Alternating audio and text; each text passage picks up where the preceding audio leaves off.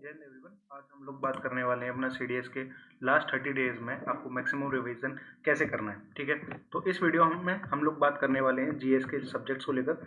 जो जीएस का जो पेपर है हमारा पेपर 2, ठीक है, सीडीएस का। तो हमें अपने लास्ट के 30 डेज को कैसे अच्छी तरीके से यूटिलाइज करना है जिससे हम लोग मैक्सिमम रिजल्ट्स क्रिएट कर सकें एग्जाम के अंदर। तो सबसे पहला जो जीएस के अंदर जो दिक्कत है कि बहुत सारे सब्जेक्ट हैं, पॉलिटी है, साइंस है, ठीक है, करंट अफेयर्स, इकोनॉमिक्स, हिस्ट्री और ज्योग्राफी। ठीक है, तो जो सबसे बड़ी दिक्कत है बच्चों के साथ, उनके साथ होता तो ये है कि भैया हमने एटलीस्ट 1 या 2 बार हमने सारे सब्जेक्ट्स को पढ़ लिया है, एटलीस्ट जो ज्योग्राफी और पॉलिटी वो हमने पढ़ लिया है। बट दिक्कत क्या होती है, जब हम एग्जाम में क्वेश्चन सॉल्व करने बैठते हैं तो हम लोग क्वेश्चंस को गलत सॉल्व करते हैं, है ना, हम लोग क्वेश्चन सॉल्व नहीं कर पाते। या कुछ बच्चों के साथ क्या होता है कि भैया हम लोगों ने मैक्सिमम टाइम अपना साइंस को दे दिया, जिसकी वजह से हम बाकी सब्जेक्ट्स को कवर ही नहीं कर पाए। अब मैं जो लास्ट में बताने जा रहा हूं आप लोग को, लास्ट में 30 डेज में क्या करना चाहिए जिसकी वजह से आप अच्छे खासे रिजल्ट्स क्रिएट कर पाओ, है ना। तो सुनो, अब मान लो मैं एक एग्जांपल लेके चलूंगा। पहला उन बच्चों के लिए जिन्होंने एटलीस्ट एक बार कुछ मेजर सब्जेक्ट्स को पढ़ रखा है। अब मेजर सब्जेक्ट्स में कौन कौन से आते हैं? मेजर सब्जेक्ट हैं हमारे 3, है ना, पॉलिटी, ज्योग्राफी और साइंस। एक मेजर सब्जेक्ट जोड़ सकते हो आप लोग करंट अफेयर। इसके अलावा जो इकोनॉमिक्स है आजकल उसका वेटेज बहुत बढ़ता जा रहा है। अगर आप लोग इकोनॉमिक्स नहीं कवर करके जा रहे तो आप एटलीस्ट 7 से 8 क्वेश्चन अपने गलत करने वाले हो। और हिस्ट्री, है ना, तो मैंने इनको इंक्लूड क्यों नहीं किया है वो अभी मैं बताऊंगा। सबसे पहले हम लोग इन सब्जेक्ट के बारे में बात कर लेते हैं, पॉलिटी, ज्योग्राफी और साइंस। अब पॉलिटी में सबसे बड़ा डाउट आ क्या आता है, भैया लक्ष्मीकांत इतनी बल्कि है तो मैं कैसे रिवाइज कर लूँ उसको थोड़े से दिन में। अब इस चीज के लिए मैं सबसे पहला सॉल्यूशन बताता हूँ। अभी हम लोगों ने अपने ग्रुप के अंदर जो फ्री था सबके लिए, है ना, डिफेंस गाइड क्विज हब नाम से, वहां सारे पूरी सब्जेक्ट को, पॉलिटी को हमने अच्छे से कवर किया। अब पॉलिटी में हमने खाली मेजर जो चैप्टर हैं हमारे, हमने उन सब चैप्टर्स को टारगेट किया, है ना। इससे आपको क्या पता चल रहा है कि हमें पूरी लक्ष्मीकांत पढ़ने की कोई जरूरत थी नहीं। जिस टॉपिक से या जिस चैप्टर से सबसे ज्यादा मैक्सिमम क्वेश्चन रिपीट हो रहे हैं, हमें बस उन्हें रिवाइज करना है अच्छे से। हमारा मेन मोटिव क्या है, अब हमें शॉर्ट ड्यूरेशन में ज्यादा रिजल्ट्स क्रिएट करने हैं। और ऐसे ही हम लोग आने वाले टाइम पे ज्योग्राफी के लिए करेंगे और आने वाले टाइम पे साइंस के लिए। अगर आप लोग अभी भी उस ग्रुप का पार्ट नहीं हो तो आप लोग टेलीग्राम चैनल का जो लिंक है मैंने ग्रुप डिस्क्रिप्शन में दे दिया है, आप लोग चेक कर लेना, है ना। बहुत इंपॉर्टेंट है यार, देखो फ्री है सबके लिए। मैं डेली टारगेट्स देता हूँ, डेली टारगेट्स दूंगा आपको, उसके रिलेटेड डेली क्विज और टेस्ट भी मिल जाते हैं आपको फ्री में। इससे अच्छा क्या चाहिए आपको लास्ट टाइम पे रिवाइज करने के लिए। अब आ जाता हूँ मैं रिवीजन मेथड जो मैं यूज करता हूँ और जिसकी वजह से अप्रोक्स मैंने 18 एग्जाम्स को क्लियर किया है। 18 बार मेरा मेरिट लिस्ट या जो रिटन की जो लिस्ट आती है उसके अंदर मेरा नाम आया है, ठीक है। तो जो मेरा सबसे तगड़ी स्ट्रेटेजी जो रहती है किसी भी सब्जेक्ट को रिवाइज करने के लिए, उसका मैं एग्जांपल देता हूँ आपको ज्योग्राफी से। ज्योग्राफी में मान लो मैंने पहला जो फिजिकल ज्योग्राफी को खोल के बैठ गया, आज मुझे पूरी फिजिकल ज्योग्राफी रिवाइज करनी है। तो सबसे पहले मैं चैप्टर खोलूंगा स्ट्रक्चर ऑफ द अर्थ। अब आप लोग क्या करते हो, बस खाली जाके रीड करने लग जाओगे, है ना। हमें रीडिंग नहीं करनी, हमें करना है एक्टिव रिकॉल। एक्टिव रिकॉल क्या होता है भैया? अब एक्टिव रिकॉल का क्या मतलब है, जैसे देखो मैं करके दिखाता हूँ आपको स्ट्रक्चर ऑफ अर्थ का एक्टिव रिकॉल। देखो स्ट्रक्चर ऑफ अर्थ में आप जब चैप्टर खोलोगे तो सबसे पहले क्या मिलेगा आपको, डायरेक्ट एंड इनडायरेक्ट सोर्सेज के बारे में। आप लोग पहले सोचो डायरेक्ट सोर्सेज क्या थे और इनडायरेक्ट सोर्सेज क्या थे। उसके बाद दूसरा टॉपिक है अर्थक्वेक, है ना। अर्थक्वेक में और क्या क्या है, P waves, S waves, L waves, और थोड़े से बाद उनके फीचर्स बता रखे हैं, पी एंड एस वेव्स के फीचर उस चैप्टर में। उसके अलावा क्या दे रखा है, उसके शेडो जोन के बारे में बता रखा है। भैया तो ये सारी चीज़ें मुझे याद आनी चाहिए जब मैं रिवाइज कर रहा हूँ। उसके बाद क्या बता रखा है, स्ट्रक्चर और लेयरिंग ऑफ द अर्थ बता रखा है। देखो मैं आपके सामने ही तो बैठ के रिवाइज कर रहा हूँ, क्रस्ट, मेंटल, कोर, इनके बेसिक फीचर याद करो। 15-20 मिनट में आप एक चैप्टर रिवाइज कर लोगे। क्रस्ट मेंटल कोर के बारे में आपने सोचो पहले, क्या डेंसिटी है, क्या पहले तो इसमें क्या आएगा, डेप्थ क्या है इसकी, मतलब गहराई।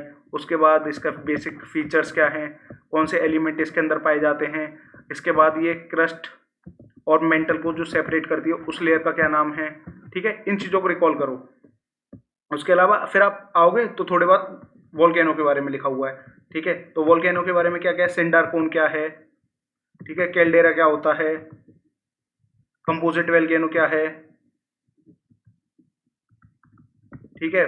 और इसके अलावा हमारे जो वोल्केनिक लैंडफॉर्म्स हैं,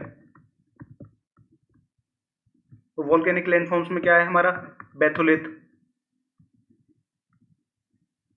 पेकोलिथ, सिल, डाइक। अगर ये सारी चीजें आप रिकॉल कर पा रहे हो, इसका मतलब आपका एक पहला चैप्टर रिवाइज हो जाएगा। इस तरीके से आप शॉर्ट ड्यूरेशन में पूरा चैप्टर रिवाइज कर लोगे। इस चीज की आदत बनाओ, है ना। जब भी बैठ रहे हो किसी चैप्टर को पढ़ने के लिए, तो सबसे पहले आप एक्टिव रिकॉल करने की कोशिश करो। अब जितना आप एक्टिव रिकॉल कर पाए उस चीज को, इसका मतलब क्या है, वो आपको याद है। अब जो चीज आप नहीं एक्टिव रिकॉल कर पाए, अब आप बुक खोलना, ये एक्सरसाइज करने के बाद आप बुक खोलो।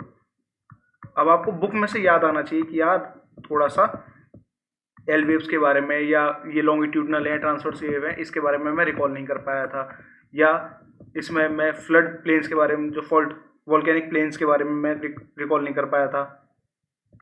ठीक है, या मान लो मैं रिक्टर स्केल और मर्सली स्केल के बारे में रिकॉल नहीं कर पाया था।